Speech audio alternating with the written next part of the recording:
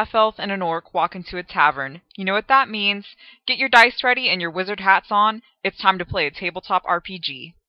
So what is a tabletop RPG?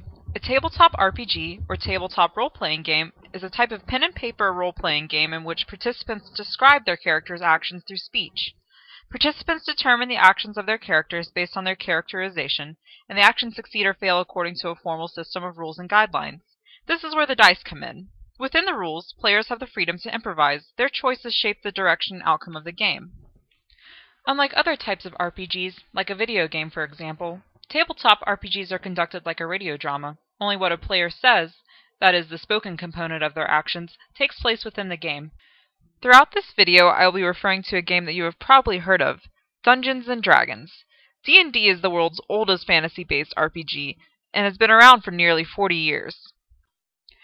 Like all factions, Dungeons & Dragons comes with its own special jargon that I will be using throughout the video. Campaigns are the scenario, story, or adventure that a player's character is embarking on in the game. A Game Master, or GM, is the organizer of the campaign and officiant for questions regarding rules and the moderator of the game. I will be referring to wizards, fighters, and rogues, and all of these are just different character archetypes that a player can choose to play as. So why do people play tabletop RPGs? First and foremost, I believe that people are drawn to the escapist aspect of this game. RPGs are primarily a way for people to come together and have fun, and to explore the worlds that they envision in their heads, all while being characters that they could never be in real life. The aim is to create a unique and enjoyable experience with other people, create characters with depth, and to work together as a party to achieve a common goal like finding rare treasures, completing puzzles, or just making a really good story. Nobody comes in playing as a master. Everyone starts this game as a newbie. The skill level and experience of players can vary within a single party. An example of this is the literal level of the character that they're playing. Characters that have been around longer are going to be higher level, know more spells and attacks, and have better items. Often it's someone who has played before who gets a newbie interested in playing in the first place. There are many different ways that a person can explore a game like Dungeons & Dragons. There are core rulebooks and many websites and forums that are specifically for fan-created content. D&D has even put out a few online multiplayer video games where fans can come together. Pathfinder, a game very similar to Dungeons & Dragons, has an organization that is both in-game and out-of-game. It is called the Pathfinder Society.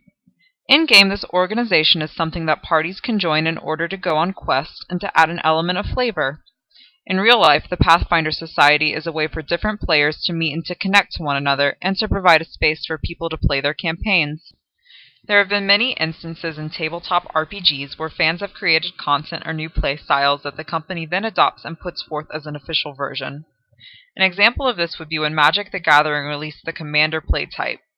Fans have been playing the EDH, or Elder Dragon Highlander, for years before Wizards of the Coast adapted this as an official playstyle. Another example would be the Star Wars role-playing game that Wizards of the Coast put forth, adapted from a module that fans have been using for Star Wars D&D. It is encouraged that all players have a basic understanding of the game's mechanics for combat, the different classes, character types, and terrains that they will encounter in a game, but it is unnecessary to know every single detail about them. The GM and different core rulebooks will provide the information that is pertinent for a particular in-game scenario and fill in the blanks for what players do not know. Aside from reading core rulebooks, players can reference what is called an SRD, or a System Reference Document, which is a website with all the collected information from all published sourcebooks, in addition to fan-created content and other unpublished sources. It is used to create an easily accessible wealth of information that fans can access. It's intended to be a useful supplement over published rulebooks. Anything about the game can easily be found by searching a keyword versus scouring pages in a book. Usually the only things missing are the graphs and charts associated with maps and character leveling. Players can also look to the Dungeons & Dragons wikis on the web. It references the SRDs, other websites of companies that publish the materials listed, fan-made websites for homebrew material, and all the sites that they credit the information they have used. One can read all they like about playing D&D or GMing a game, but one must play to fully understand these roles. For example, it's hard to understand how to cast a spell without actually doing it. It will seem awkward at first to have to look through your notes to understand how long a spell lasts, what materials go into making a spell, and the numbers you have to roll to cast it. This gets easier with playing. Even the most experienced players have trouble conveying to newbies what exactly they must do in a certain situation without the player being shown or actually performing the action. There are different ways to actually participate in a game of D&D. The central and most obvious form is actually playing, whether it be a character or the GM. Some play is very casual, like a tournament-style game, and others are very long and involved. There may be times where the GM calls a player or players over just to roll characters or discuss environments, or to geek out in general. There are lots of different and valuable talents that individuals can bring into a game of D&D. Someone can be an amazing storyteller. Other people can think up the most original characters. Others are a wealth of information about rules and combat maneuvers. Some people are amazing at making models and creating environments, and others can be really good at solving the logic puzzles and having the most creative and effective combat skills. The Game Master acts as a portal to the fictional world. They are the ones who provide the details, the environments, the enemies, and the guidelines to which players will adhere. The leader is not a party leader, rather a resource for them to draw on about, say, examining the details of a room.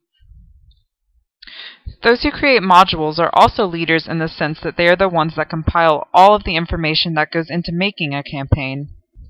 An affinity space is attractive to those who share a common interest because it is flexible. There are many different ways and levels of participation, and people can be as casual or as involved as they want to be. The use of technology and the internet has added a massive world outside that of the game. The internet has allowed players from all over the world to come together and connect. They are able to share ideas for campaigns, talk about their characters, and geek out in general over it. It is interesting to think about the classroom as its own affinity space. There are going to be those students who participate at different levels, like the ones who are very involved in class versus the ones sitting in the back row with headphones on, and different students are going to bring different strengths into the classroom. It is important that we provide opportunities for all kids to succeed, show off their strengths, to learn, and to hopefully have fun in the process of doing so. It gives us, the teachers, a way to connect to our students through a content that we all share an interest in. Now it's time for the final battle.